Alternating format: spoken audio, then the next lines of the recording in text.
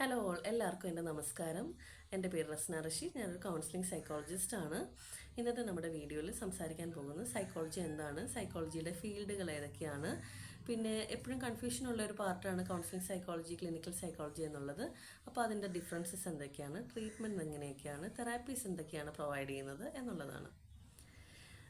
Psychology എന്നത് മനുഷ്യൻ്റെ mind, thoughts, emotions, behaviour ഒക്കെ ആയിട്ട് കണക്ട് ചെയ്തിരിക്കുന്നതാണ്.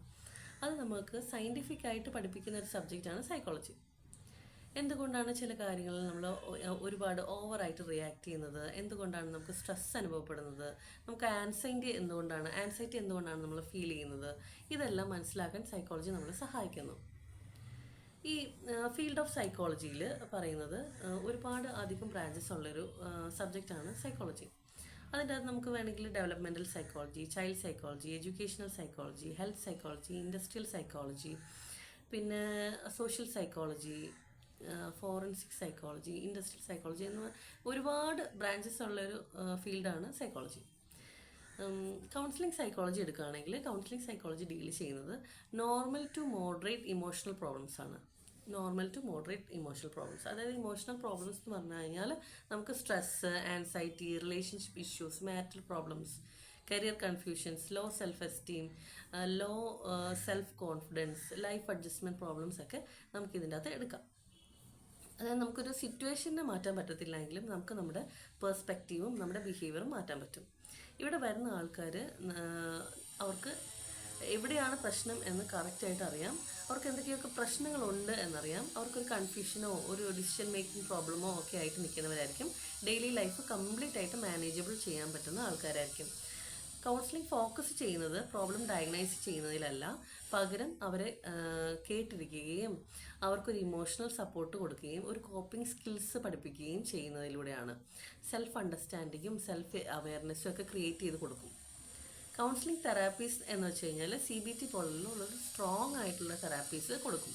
അതായത് cognitive behavioural therapy, person centred therapy, solution focused therapy, supportive counselling ഒക്കെയാണ് ഇതിൻ്റെ അകത്ത് കൊടുക്കപ്പെടുന്നത്. ഇതെല്ലാം ടോക്ക് ബേസ്ഡ് തെറാപ്പിയാണ്. അതുകൊണ്ട് ഇതിന് മെഡിക്കേഷൻസ് ഒന്നും യാതൊരു ആവശ്യമില്ല. കൗൺസിലിംഗ് സൈക്കോളജിസ്റ്റ് ആയിക്കോട്ടെ, ക്ലിനിക്കൽ സൈക്കോളജിസ്റ്റ് ആയിക്കോട്ടെ, സൈക്കോളജിസ്റ്റിൻ്റെ ബ്രാൻഡിൽ വർക്ക് ചെയ്യുന്ന ആർക്കും മെഡിസിൻസ് കൊടുക്കാനായിട്ട് മെഡിസിൻസ് പ്രിസ്ക്രൈബ് ചെയ്യാനുള്ള റൈറ്റ് ഇല്ല. ഇനി ക്ലിനിക്കൽ സൈക്കോളജി ആയിക്കോട്ടെ, ക്ലിനിക്കൽ സൈക്കോളജിയിൽ സിവിയർ മെൻ്റൽ ഹെൽത്ത് കണ്ടീഷൻസ് ആണ് അവർ ഹാൻഡിൽ ചെയ്യുന്നത്. ഇപ്പോൾ ഉദാഹരണമായിട്ട് പറയുകയാണെങ്കിൽ മേജർ ഡിപ്രഷൻ എന്ന് പറഞ്ഞു കഴിഞ്ഞാൽ അതിൻ്റെ അകത്ത് സൂയിസൈഡൽ അറ്റംപ്റ്റും സെൽഫ് ഹാമിങ്ങും പോലെയുള്ള കണ്ടീഷൻസ് വരും. അതുകൂടാതെ ബൈപോളാർ ഡിസോർഡർ, സ്കിസോഫ്രീനിയ, പിന്നെ severe OCD, obsessive compulsive disorder, panic disorder, trauma related issues, അതായത് PTSD പോലെയുള്ള പോസ്റ്റ് ട്രോമാറ്റിക് സ്ട്രെസ് ഡിസോർഡർ എന്നൊക്കെ പറയും. ഇതിൻ്റെ അകത്ത് ഡെയിലി ലൈഫ് വളരെയധികം അഫക്റ്റഡ് ആയിട്ടുള്ളവരായിരിക്കും ക്ലിനിക്കൽ സൈക്കോളജിസ്റ്റിൻ്റെ ഹെൽപ്പ് എടുക്കേണ്ടി വരുന്നത്.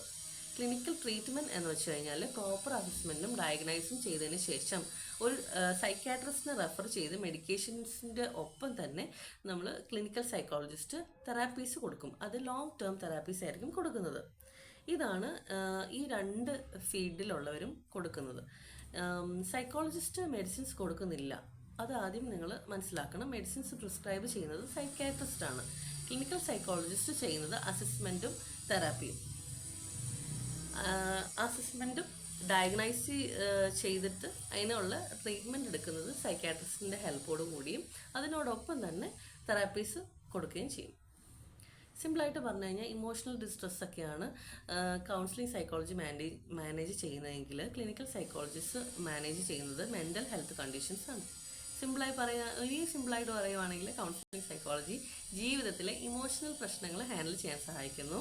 Clinical psychology mental illness treat ചെയ്യാനുള്ള സൈക്കോളജി ബ്രാഞ്ചാണ്. ഈ വീഡിയോ ഹെൽപ്ഫുള്ളായി തോന്നിയെങ്കിൽ ലൈക്ക് ചെയ്യുക, ഷെയർ ചെയ്യുക, സബ്സ്ക്രൈബ് ചെയ്യുക. Thank you.